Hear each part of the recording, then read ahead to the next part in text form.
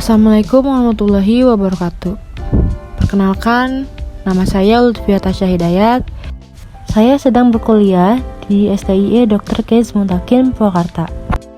Saya mengambil jurusan atau fakultas manajemen dan sekarang saya berada di semester 4. Di sini saya akan menerangkan tentang hukum pajak ataupun macam-macam pajak dan beserta contoh-contohnya. Orang bijak taat pajak. Slogan tersebut mempunyai maksud untuk memberikan kesadaran masyarakat akan pentingnya membayar pajak. Yang pertama yaitu pengertian pajak. Pajak berasal dari bahasa Latin taxo atau rate dalam bahasa Inggris adalah kontribusi wajib kepada negara yang terhutang oleh orang pribadi atau badan yang bersifat memaksa berdasarkan undang-undang dengan tidak mendapatkan imbalan secara langsung dan digunakan untuk keperluan negara bagi sebesar-besarnya kemakmuran rakyat. Jadi bisa disangkat bahwa pajak adalah pungutan wajib dari rakyat untuk negara.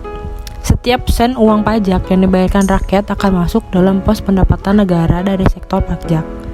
Penggunaannya untuk membiayai belanja pemerintah pusat maupun daerah demi kesejahteraan masyarakat Indonesia. Lalu ada fungsi pajak. Yang pertama, fungsi anggaran atau fungsi budgeter. Pajak merupakan sumber pemasukan keuangan negara dengan cara mengumpulkan dana atau uang dari wajib pajak ke kas negara untuk membiayai pembangunan nasional atau pengeluaran negara lainnya yang memiliki tujuan menyeimbangkan pengeluaran negara dengan pendapatan negara. Yang kedua, fungsi mengatur atau fungsi regulasi. Pajak merupakan alat untuk melaksanakan atau mengatur kebijakan negara dalam lapangan sosial dan ekonomi. Fungsi mengatur tersebut antara lain: yang pertama, pajak dapat digunakan untuk menghambat laju inflasi. Yang kedua, pajak dapat digunakan sebagai alat untuk mendorong kegiatan ekspor seperti pajak ekspor barang. Yang ketiga, pajak dapat memberikan proteksi atau perlindungan terhadap barang produksi dari dalam negeri. Contohnya yaitu pajak pertambahan nilai atau PPN. Yang keempat, pajak dapat mengatur dan menarik investasi modal yang membantu perekonomian agar semakin produktif. Ketiga, fungsi pemerataan atau pajak distribusi. Pajak dapat digunakan untuk menyesuaikan dan menyeimbangkan antara pembagian pendapatan dengan kebahagiaan dan kesejahteraan masyarakat. Dan yang keempat, yaitu fungsi stabilisasi. Pajak dapat digunakan untuk menstabilisasikan kondisi dan keadaan perekonomian, seperti untuk mengatasi inflasi. Pemerintahan menetapkan pajak yang tinggi, sehingga jumlah uang yang beredar dapat dikurangi. Sedangkan untuk mengatasi kelesuhan ekonomi atau deflasi, pemerintah menurunkan pajak, sehingga jumlah uang yang beredar dapat ditambah dan deflasi dapat diatasi. Lalu ada pajak pusat. Pajak pusat atau juga disebut pajak negara adalah pajak yang dipungut dan dikelola langsung oleh pemerintah melalui DJP atau Direktorat Jenderal Pajak. Berikut ini pajak yang dikelola oleh pemerintah pusat, yaitu yang pertama pajak penghasilan PPH, yang kedua ada pajak pertambahan nilai PPN, yang ketiga pajak penjualan atas barang mewah atau PPNBM, dan yang keempat ada pajak bumi dan bangunan PBB, perkebunan, perhutanan, dan pertambangan. Lalu inilah pengertian dari pajak yang dikelola oleh pemerintah pusat. Yang pertama itu pajak penghasilan atau PPH, yaitu pajak yang dikenakan pada wajib pajak berupa perusahaan atau badan-badan perseroan atau komandita firma, yaitu CV dan PT. Penerima penghasilan yang dikenakan PPH pasal 21 yaitu pekerja, penerima uang pesangon, pensiun atau uang manfaat pensiun, THT, JHT termasuk ahli warisnya. Ataupun yang bukan pekerja yaitu anggota dewan komisaris atau pengawas yang tidak merangkap sebagai pegawai. Contohnya yaitu seorang pekerja karyawan di suatu PT yang gajinya di atas 4,5 juta akan dikenakan pajak PPH sesuai dengan besarnya upah di suatu daerah. Yang kedua, pajak pertambahan nilai atau PPN. Pajak pertambahan nilai adalah pajak yang dikenakan pada setiap transaksi jual beli barang atau jasa yang terjadi pada wajib pajak orang pribadi atau badan usaha yang mendapatkan status pengusaha kena pajak. Contohnya yaitu ketika kita sedang membeli makanan di suatu restoran seperti KFC, kita akan mendapatkan pajak PPN atas makanan yang kita beli sebesar 11%. Yang ketiga, pajak penjualan atas barang mewah atau PPNBM.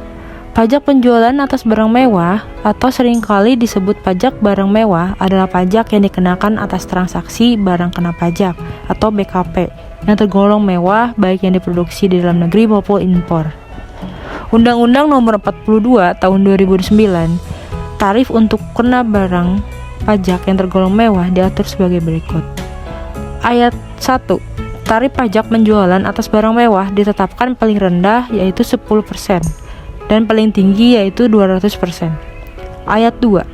Ekspor barang kena pajak yang tergolong mewah dikenakan pajak tarif sebesar 0% rupiah. Contohnya, misalkan kita membeli barang mewah seperti tas mewah pasti akan dikenakan pajak. Lalu yang keempat, pajak bumi dan bangunan atau PBB adalah pajak yang dikenakan atas kepemilikan tanah dan bangunan yang dimiliki oleh seseorang. Dalam PBB, nilai jual objek pajak atau NJOP ditentukan berdasarkan harga pasar per wilayah yang ditetapkan setiap tahun oleh Menteri Keuangan. Besarnya PBB yang terhutang diperoleh dari perkalian tarif 0,5% dengan NJKP, nilai jual kena pajak, ditetapkan sebesar 20% dari NJOP. Dalam kurung, jika NJOP kurang dari 1 miliar rupiah atau 40% dari NJOP. Dalam kurung, jika NJOP senilai 1 miliar rupiah atau lebih. Besaran PBB yang terhutang dalam 1 tahun pajak diinformasikan dalam surat pemberitahuan pajak terhutang atau SPPT. Jadi, wajib pajak memiliki kewajiban membayar PBB yang terhutang setiap tahunnya. PBB harus dilunasi paling lambat 6 bulan sejak tanggal diterimanya SPPT oleh wajib pajak, karena wajib pajak adalah 5-8 bulan. Lalu ada pajak daerah. Pajak daerah kontribusi wajib kepada daerah yang terhutang oleh orang pribadi atau badan yang bersifat memaksa berdasarkan undang-undang dengan tidak mendapatkan imbalan secara langsung dan digunakan untuk keperluan daerah bagi sebesar-besarnya kemakmuran rakyat. Jenis pajak daerah berdasarkan Undang-Undang Nomor 1 Tahun 2022 tentang hubungan keuangan antara pemerintah pusat dan pemerintahan daerah atau HKPD. Dan inilah jenis-jenis pajak yang ada di pajak daerah. Yang pertama, pajak kendaraan bermotor atau PKB. Yang kedua, bea balik nama kendaraan bermotor atau BBNKB. Yang ketiga yaitu pajak alat berat atau PAB. Yang keempat, pajak bahan bakar kendaraan bermotor atau PBBKB. Dan yang kelima yaitu pajak air permukaan atau PAP. Cukup penjelasan dari saya. Saya Lutfiata Syahidayat. Wassalamualaikum warahmatullahi wabarakatuh.